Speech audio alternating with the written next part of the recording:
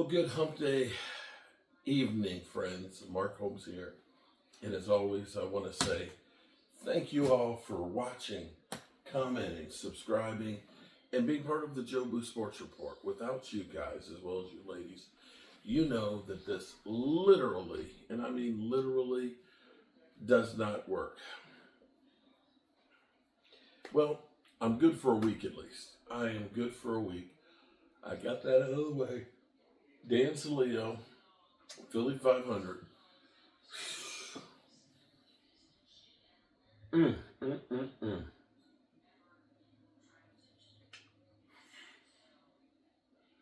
I hate how the Cowboys make me feel with this. I don't want to be angry. I don't want to be upset. I don't want to call them all kinds of names. But they have put me in the position, and you guys, of exactly that. There's no other way to put it. We love the Cowboys, but we certainly do not like what we see right now. I certainly don't like the fact that next Friday, I'm going to see the Cowboys in Dallas versus the Eagles, and it might be a bloodbath for all I know. Everybody we played at home has blown us out. We are 0-3 and literally looking like the worst team in the NFL at home. I need the Cowboys to get their shit together at least on Sunday against the Atlanta Falcons. I need to at least have some hope. I just need something. You know, Dan, who is a piece of crap. You're a piece of crap for lying to me, bro. You know, one thing I can say, Dan Selio, I show up on your show. I don't get anything for it other than shit on. Okay, let me be clear here. I don't get paid to go on the Dan Selio show. Not a cent. Not a cent. Nothing. And contrary to what Philly 500 says, that you're contractually, obliged to be on. No, I'm not. Not at all.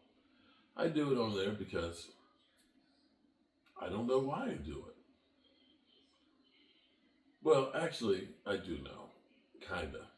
I did it because Twiz Digger stirred some shit up in there. And for Dan to start going through with this whole I've never heard of Mark Holmes shit and all that. You know, I took that as a challenge. Like, I'm not going to be a punk bitch. I'm going to show up and show off and stand my ground. And that's what I do. Sometimes it's hard to do that with the Cowboys.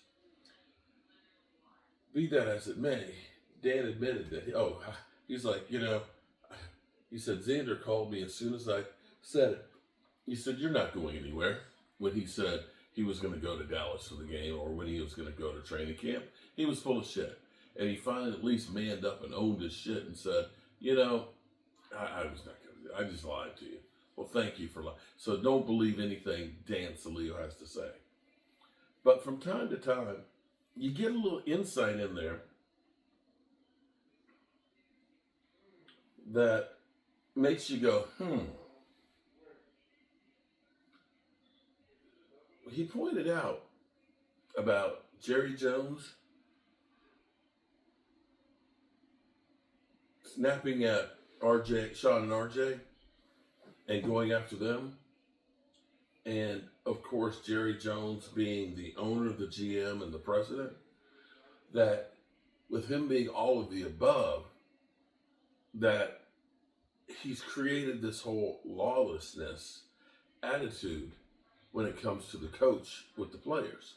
The players see him go crazy off on somebody saying something, questioning them, and you see Diggs emulate it. How is it you literally lost the game? Lost the game. Think about this for a second. You just got into the locker room. You lost the game. You ain't even gotten all your stuff off and taken a shower.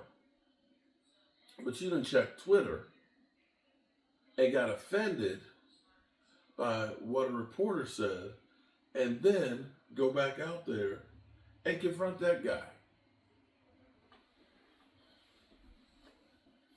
That's exactly what Jerry Jones did. And this is where he had a great point that why am I going to listen to the coach? Why am I going to listen to the coach when he's got no pull and no power? It's all Jerry Jones with the juice. Herein lies the problem. I got them to admit that it ain't Dak Prescott, all on Dak Prescott, that they stink. You can't run the football. You can't stop the run. You can't block. And you got one guy to throw to. As they put it, even as the enemy, nobody's going to succeed there with that. We all turn around and say, well, Dak just needs to run the football. You know, it's funny when we have shortcomings. Instead of saying, we need a running back, right? We need a running back. We need somebody to run the football. Instead of saying, we need a running back and get somebody to run the football, we just say, let the quarterback run the football. How is that different than we lose all of our linebackers and we get a safety to play linebacker? How is that different than Jesse Holley saying Micah Parsons is selfish because he wants to be an edge rusher and doesn't want to put in the time to also be a linebacker?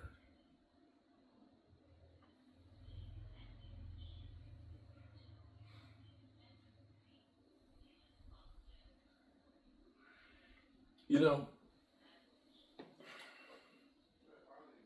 I'm going to try and put it another way.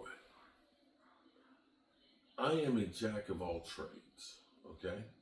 Now, jack of all trades have gotten a bad rep because, see, the old saying is, I'm tired. The saying is, a jack of all trades, master of none. It's been shortened, okay? That means you know a bit about everything.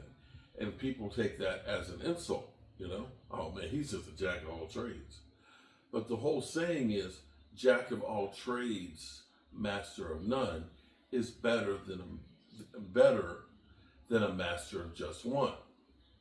And if you have had a project, like let's say this one, where you got to fix the framing, you got to get the plumbing fixed, you got to get the electrical fixed, you got to get the drywall guy, you got to get the painters. Well, the problem is when you have multiple trades is everybody's working on their schedule. And you got one guy can't get started until the next guy is finished and so on. Or you get guys who, I'm an electrician, so I'm not going to worry about if I got to cut, a stud here or there or a plumber. Plumber will chop out your floor joists in a minute because he ain't care. I'm just running the pipe. Let the carpenter worry about that shit. And that's where having a jack of all trades, I understand. I don't want to cut out the floor joists because shit ain't going to pass. Framing inspection ain't going to pass.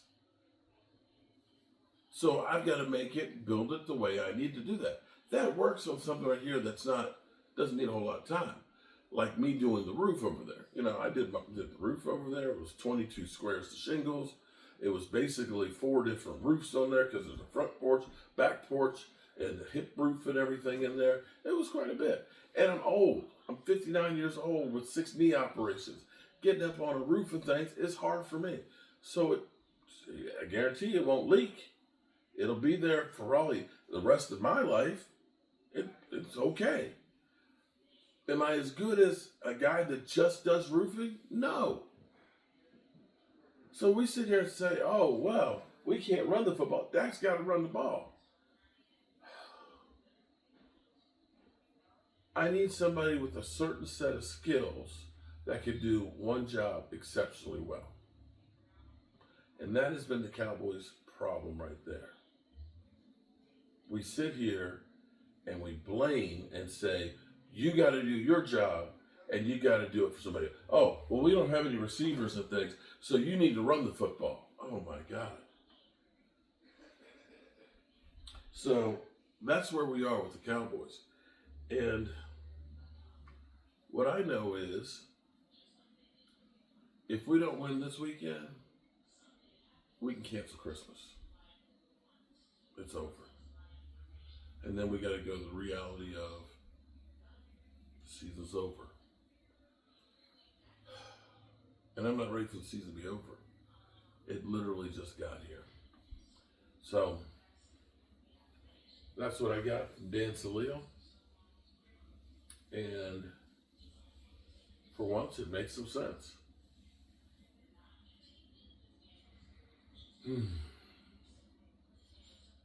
All right, good people. As always, I appreciate you. And I'm going to go take a shower. And I'm going to go to bed. And God willing, I'll see you tomorrow. Oh, don't forget, tell the people you love how much you love them. You might not get the chance again, and I love you guys.